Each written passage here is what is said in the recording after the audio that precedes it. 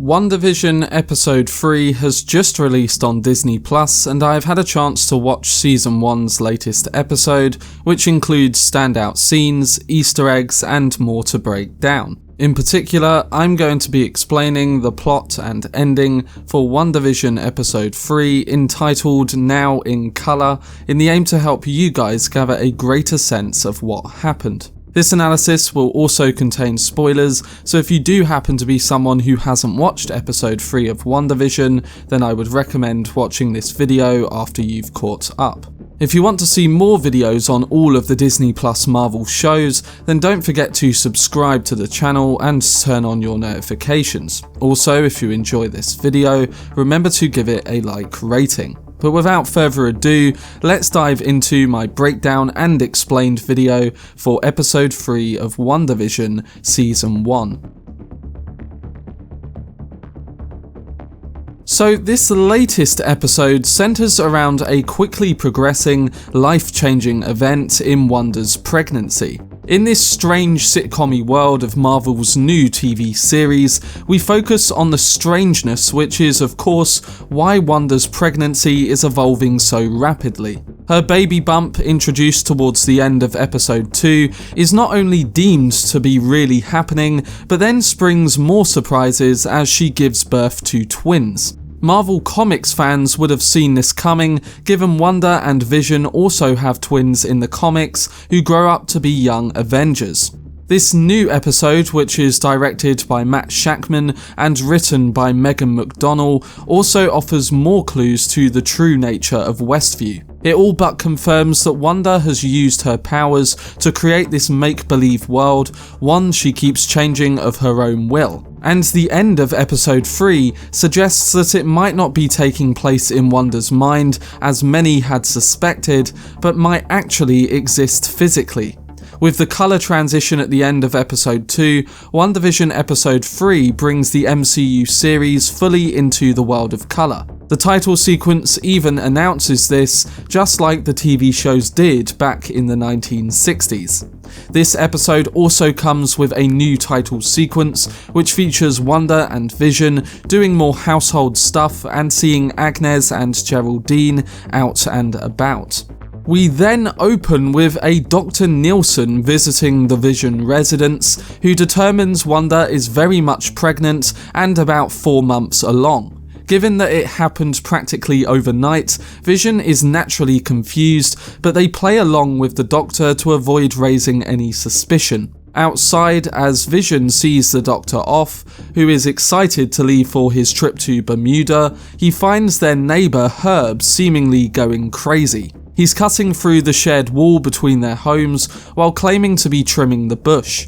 Now we are questioning whether the residents of Westview are okay, and are they even real? This only fuels the said speculation, and as Vision walks back in, he discovers that Wanda's pregnancy has progressed even further, from 4 to 6 months.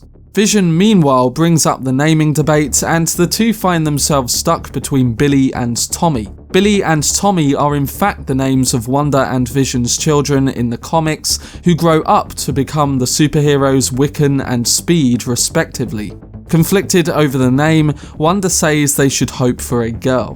But barely a minute later, Wanda feels a tightening sensation. Vision ruffles through a pregnancy book and figures out that it must be a Braxton Hicks contraction, aka false labour. He asks Wanda to practice breathing exercises, which don't help her as she screams out of pain, which somehow causes all the appliances and electricity around them to malfunction. Vision confirms that the whole block is out, and Wanda wonders if the neighbours know it was them who caused it, given all the close calls they've had since they arrived in Westview. Vision agrees, and as he starts chronicling the strangeness of the events, he starts to believe something is wrong with this world. Very Westworld in a way, as I suggested in previous videos. Also, Wanda clearly didn't expect him to go on the said line of thought, as the scene suggests that Vision may not be a figment of her imagination, though it's possible he's just another version of her,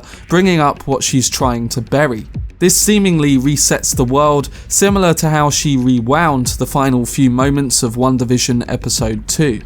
This heartwarming moment, however, is interrupted by a real contraction, which spooks Vision because that's even quicker than his calculations. Wanda calms Vision and herself using the aforementioned breathing exercises, but just as the unusual couple seem to have gotten a hold over things, it rains on them inside their house. Wanda states the obvious, "I think my water just broke." As the rain comes to a stop, Wanda uses her powers to dry the entire house, and Vision then leaves to fetch the doctor, as Wanda is now literally growing larger by the minute. While he's gone, she hears a sound from the baby's room and someone rings the doorbell. Startled, Wanda dons a huge coat to cover her belly since she wasn't pregnant yesterday when everyone saw her. Geraldine is at the door, who needs a bucket to drain the water that flooded her house, but of course, not everyone has drying powers like Wanda. Wanda tries to hide her pregnancy bump, and she also gets into some patchy territory when she makes a stork come alive and roam the house, which is a literal metaphor for the pregnancy. In an attempt to stop Geraldine from seeing the stork, Wanda convinces her to sit down and talk more, which she gladly does. And while Geraldine goes on about her story, Wanda has her eye only on the stork. She tries to make it disappear in a puff of red smoke, twice in fact, but it doesn't work. With Geraldine seeing that the stork has camouflaged itself in the baby's room by posing in the exact position of the wall drawing it came from, Wanda has another contraction, dropping the vase she's holding. It crashes to pieces and Wanda's charade finally ends. Wanda is clearly going into labour, and Geraldine's reaction is exactly what you'd expect. "You're pregnant." With Vision still unavailable, it's up to Geraldine to help Wanda give birth, and just like before, all the appliances and even other objects in the house are going crazy. A light fixture falls out of the sky, the painting on the wall is rapidly spinning, and the vacuum cleaner is functioning by itself. Geraldine notices that clearly something is off, but she also has a pressing task at hand.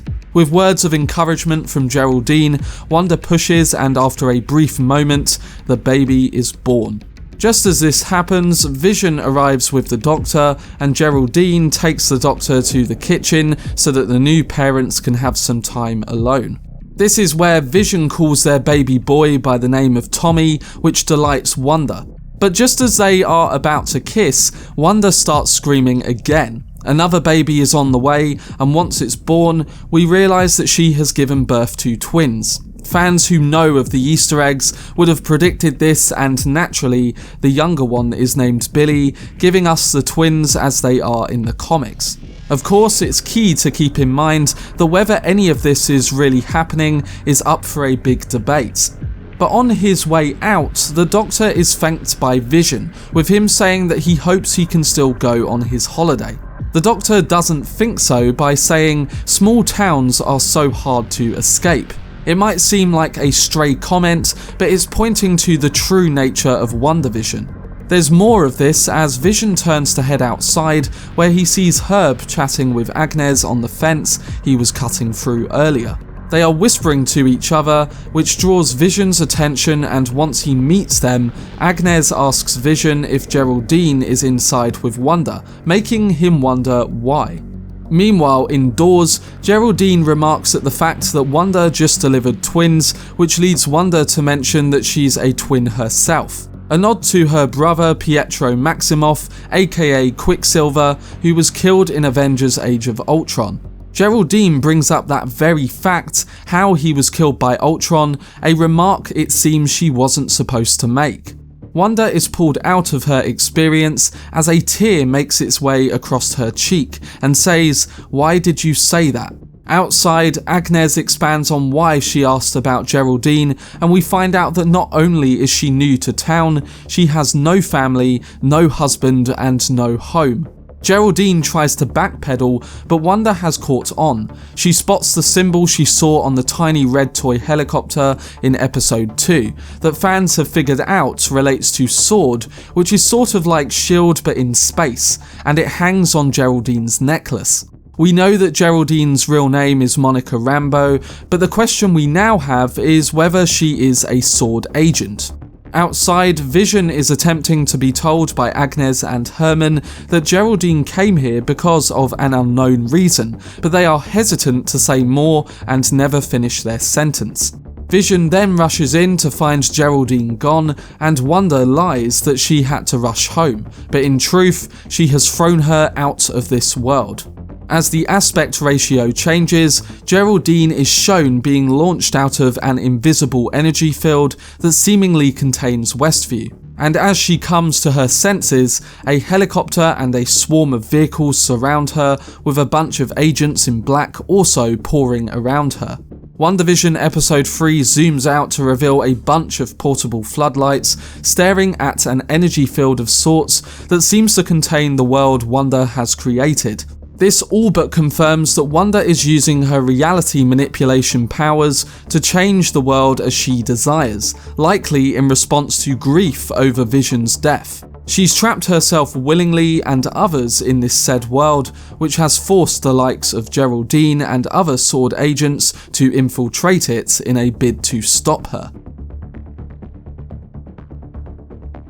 But that was my brief breakdown video explaining the plot and ending for episode 3 of WandaVision. I thought this new episode was another solid continuation from the ones we saw last week, and it's really focusing in on the primary interesting aspect, which is the mysteries of this world that Wanda and Vision are in. The clues are building and the characters are also being took in various directions, which makes every episode addicting to watch. I'm expecting things to get much bigger in the coming weeks, especially as the reported budget of this show is over $200 million, so expect things to explode very soon. I can't wait to see how they transition into the next time period, and also how they reveal the main secrets of the show that they have been building.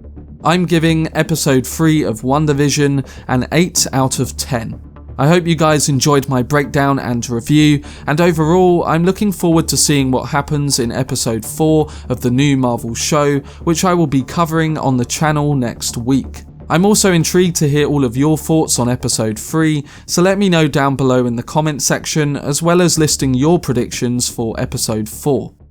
For more content on WandaVision, then don't forget to subscribe to the channel and turn on your notifications. Also, if you enjoyed this video, remember to leave a like rating. I will be covering every episode of Season 1 alongside bringing constant updates on all the new Marvel shows, so make sure to keep a lookout for whenever I post. But anyway, I hope you guys enjoyed it. I've been Cortex, and as always, make some noise.